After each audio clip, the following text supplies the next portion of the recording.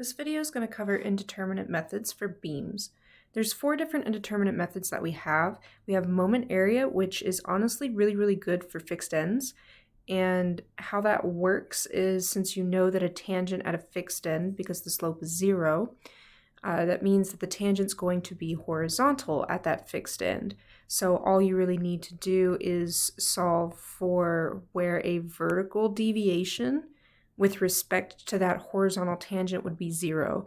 So for instance, if you know that a roller support is there to prevent deflections, then you could solve for where the roller support's point is with respect to the tangent at the fixed end, and that makes everything really easy, even though it's not anybody's favorite method.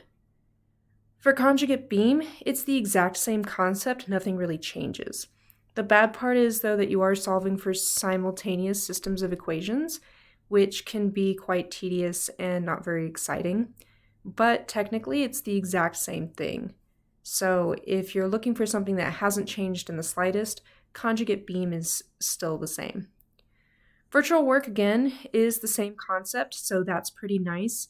And all you want to do is, since you're solving for deflection or for a slope, you simply want to solve for it at a spot that you know is equal to 0. Like, for instance, you could solve for deflections at a roller, or deflections at a pin, or deflections at a fixed end. Any one of those spots, and you'll know that the deflection is equal to 0, instead of solving for the actual value itself. So those are always good, but it's again the exact same concept. Castigliano's is almost everybody's favorite method because it's like virtual work, but it's a little bit simpler in terms of the number of steps that you have to do. But Castigliano's is probably not necessarily the simplest in order to solve for, because those equations can get a little bit nasty. So for determinate methods, we used P, and P was just a random load, you could say, at the spot that you wanted to solve for. Well, we want to solve for where the deflection or the slope would be 0 if able to.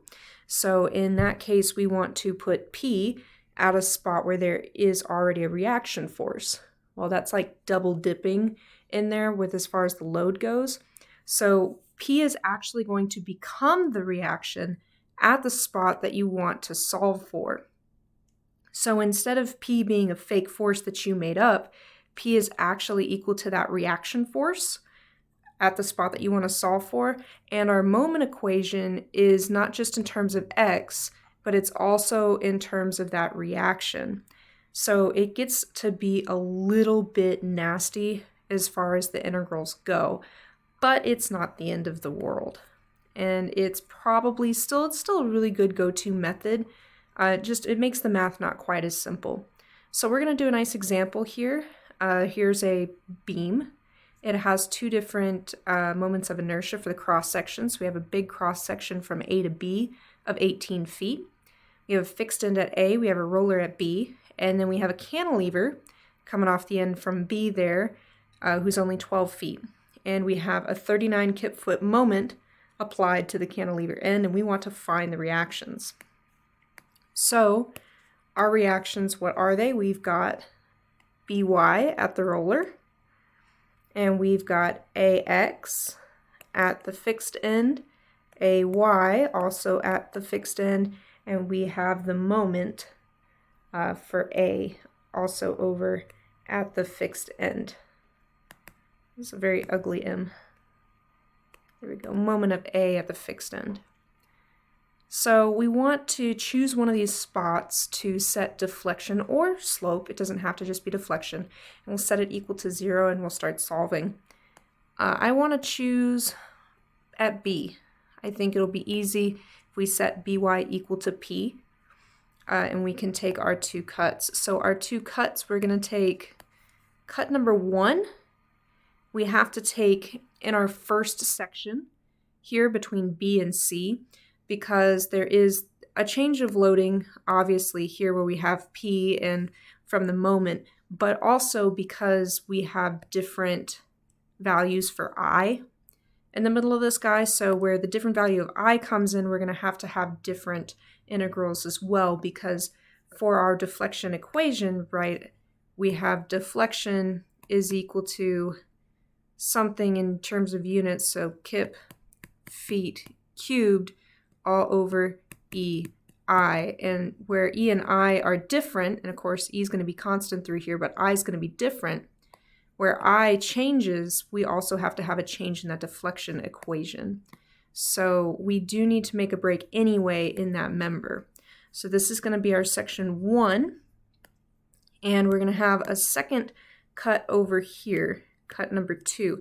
Now for both of these, I'm actually going to measure off of my cantilevered end, because I want to stay away from my reactions as much as possible over at that fixed end. That's going to be just a little bit nasty. So let's dive into this problem. Let's see how this all works out.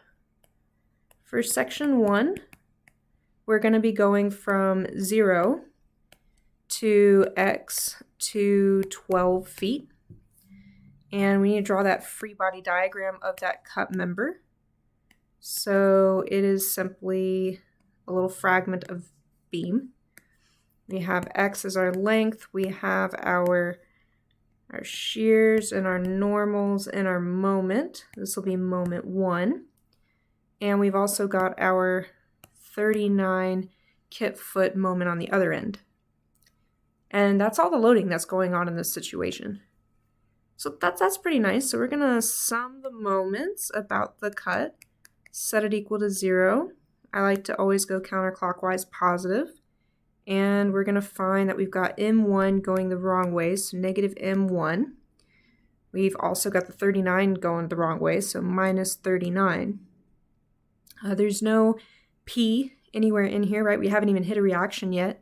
And that's the only loading. And the moment really has nothing to do in terms of X, because he's already a moment, right? He's not a force, he's a moment. So our moment equation, M1, is simply equal to negative 39.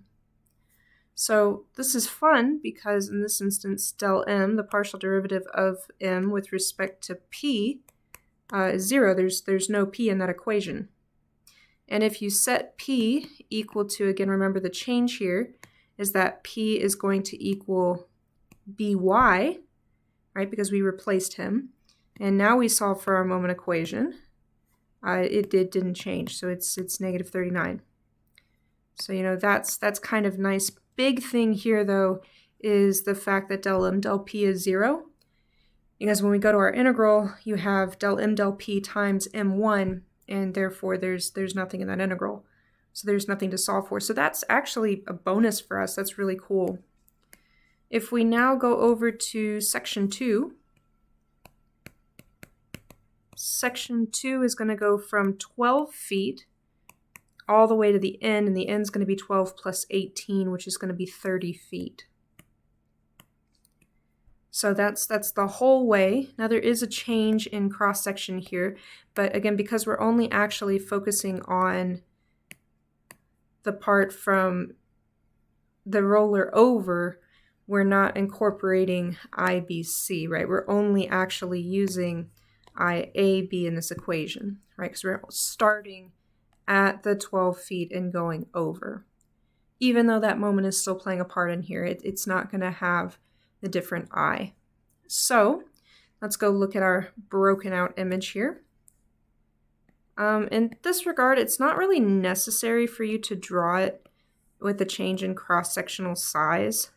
If you want to, by all means you can, but you really don't have to if you don't want to. So again, we have our 39 kip foot moment on the end. We actually have P, right? P is in here. We've got our 12 foot, and don't forget X. X, of course, is the whole distance. And lastly, we've got our shears and our normals and our moment, and this is moment 2. So really not too bad. If we sum the moments about the cut, set it equal to 0, take counterclockwise as positive.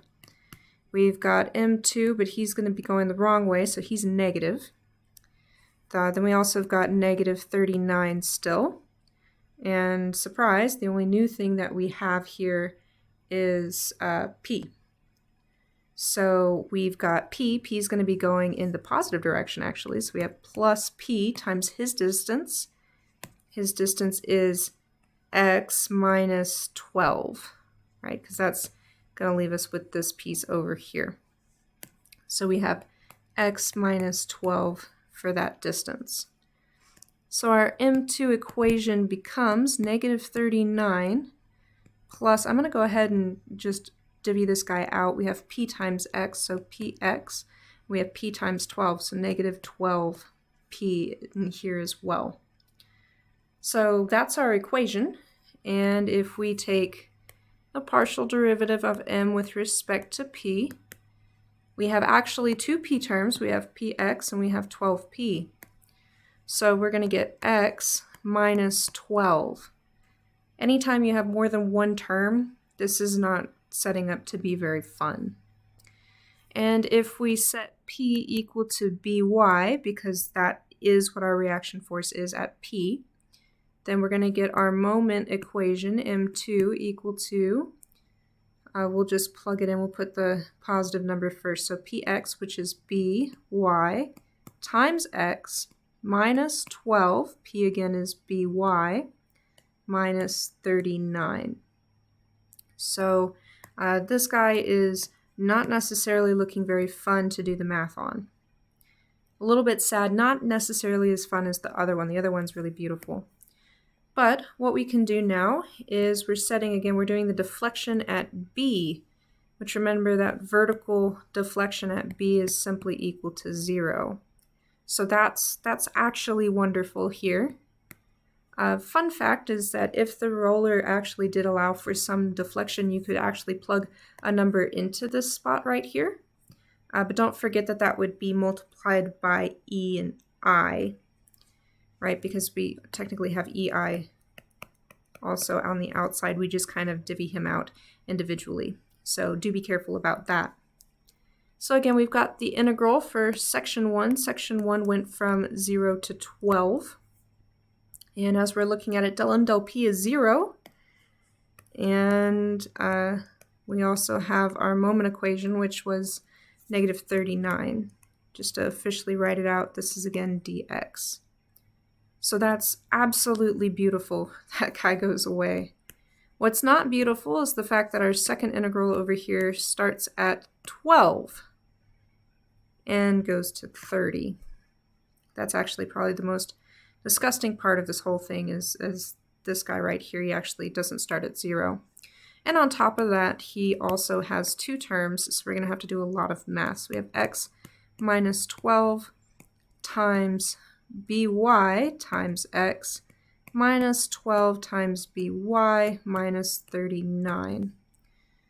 It's absolutely disgusting, to be honest. But anyway, the nice guy is he goes to 0, so that's wonderful.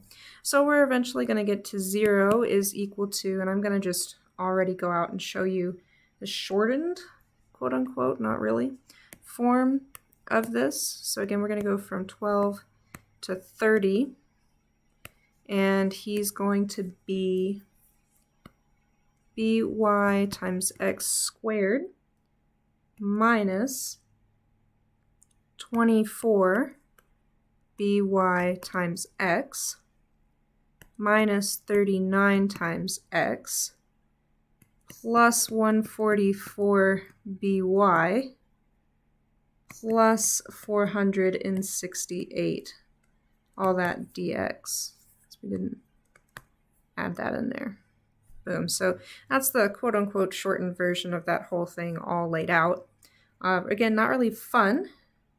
And if we take the integral of this guy, right, we actually take the integral of it, we're going to have 0 is equal to, this is by over 3x cubed minus 12 by x squared minus 39 over 2x squared plus 144 by times x plus 468x all over 12 to 30.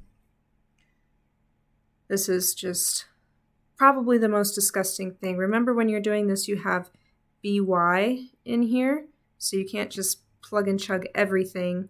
And then you have some numbers without by, so you can kind of plug and chug those things. But for the by terms, you have to actually solve for each number individually. So again, you're going to get the first term minus the second term, and that second term is when you plug in 12. So you plug in x is equal to 30 minus x is equal to 12, and you get a really nasty equation. But just to give you the final step of this equation, it's 0 is equal to 1944 by minus 6,318. That's what it boils down to when you plug in those numbers and subtract them all out.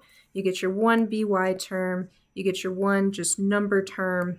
Obviously, you move the number to the other side, divide by the thing that's in front of by, and lastly, we're going to get that by is equal to 3.25 kips. Now, a really fun thing about this is there was never any plugging in of E and I. So that's kind of fun, and that's all because the deflection was equal to 0, that you didn't have to plug it in because you could just multiply it back out. And multiplying by 0 again is 0. So that was really fun.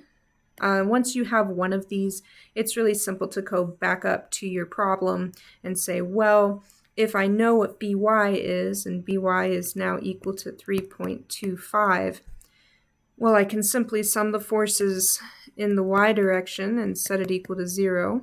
And you've got ay going up, you got by going up. So ay is going to equal 3.25 kips going down. And if you sum the forces in the x direction and set it equal to 0, well, there's only ax.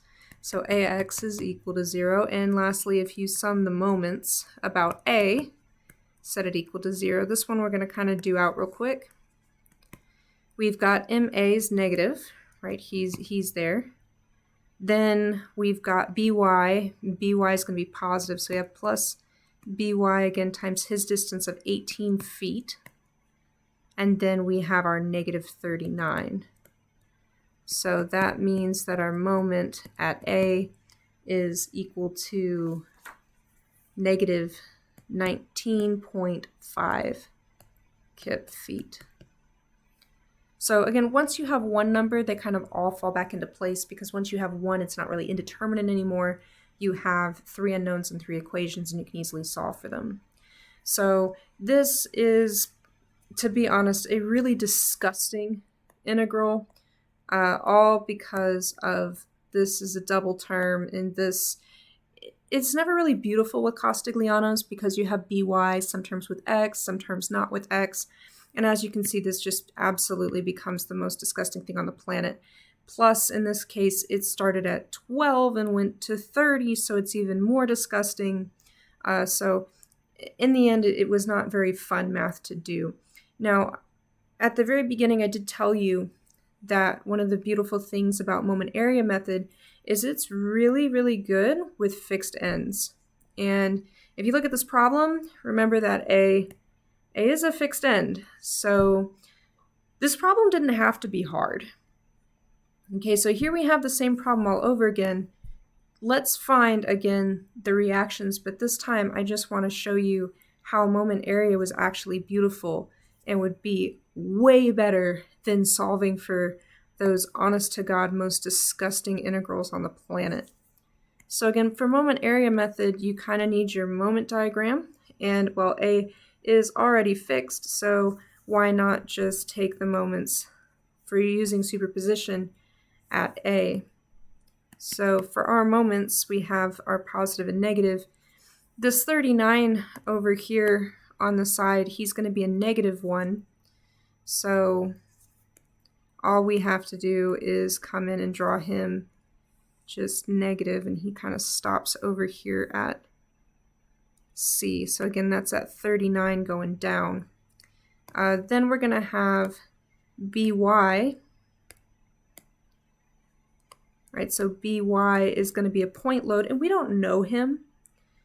So we're just going to go plot by over here. So he's going to be, for his superposition, he's going to be a point load, and he's going to go up. And that value is simply P times L. So P is by, L is 18. So that value is simply by times 18. Now, what we know, you don't even have to know the deflected shape of this guy, but what you do need to know is that the slope at A is equal to 0, and wherever B is, he's not moving this point. At point, the roller for B, he's not moving. So whether the deflected shape goes up or down, the slope is 0, and the point for B is also going to be at the roller, which is not moved. So the tangent at A, again, this is the beauty of it, the tangent for the slope at A is simply a straight line, right? So the vertical deviation, the vertical deviation of point B, which is where the roller is, with respect to this tangent at A is nothing, right? He's literally right there. He is the same spot. So he equals 0. And remember that for moment area, the vertical deviation is simply the moment of between the 2 points, which goes to about right here, taken about the first letter, which is taken about point B. So we're just taking the moments of these areas. So the beauty of this one, because it's a fixed end, our vertical deviation of B with respect to A is we've got 1/2 the base of 18 feet times the height of this triangle, which is by times 18 feet, times the distance from the centroid, which is over here, all the way to B, right? So that's 2/3 of 18 feet. Then you have the negative value, right? The negative moment of 39, and he's just a rectangle. So then you have minus, you have the base of 18 feet, you have the height of 39, and you have half the distance, right? From the center over is simply half the base, so that's half of 18. And the reason I actually showed you what the value was for the end of this equation, because remember this equals 0, this equation is the same. This is 0 equals 1944 by minus 6318. So this part right here is the exact same thing with way less steps. You would have solved the same problem in, honest to God, not even half the time. That is just a significant distance that you've covered with no effort at all.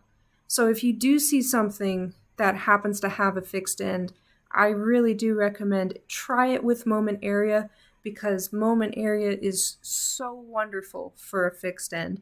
If not, you can always do Castigliano's. As you can see, it does work. It's just not as nice, just to be honest. It's just not as beautiful. But you can do whatever you want, technically.